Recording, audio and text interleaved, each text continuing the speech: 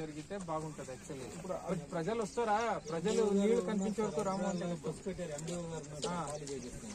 But వాళ్ళు ప్రజలు వస్తున్నారు, కొంచెం శిక్షేస్తారు సార్. చిన్నగా మోటివేట్ చేసుకుని తీసుకుని అంటే ఇబ్బంది ఏంటంటే తెగితే కింద ఒక 4-5 విలేజ్లు మళ్ళీ ఎఫెక్ట్ అవుతుంది సార్. ఎవరు ఊహించినంత వరకు వచ్చేసింది. హలో, అందరికీ కూడా కలెక్టర్, ఎస్పీ కలిసి చేసే నమస్కారం.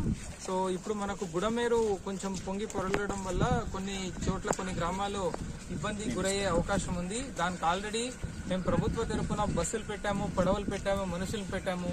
మా రిక్వెస్ట్ ఏమంటే దయచేసి ప్రజలు రెసిస్ట్ చేయకుండా ఫస్ట్ పునరావాస కేంద్రాలకి రావాలి.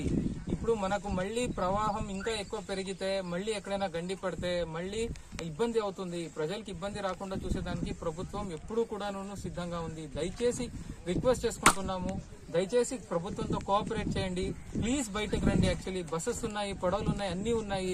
ఇది ఘర్షణం చేసే టైం కాదు. మనం మన లైఫ్ ని కాపాడుకోవాల్సిన టైము. దయచేసి ప్రభుత్వాన్ని కోఆపరేట్ చేయండి. సో దయచేసి బయటకు రండి. Thank you.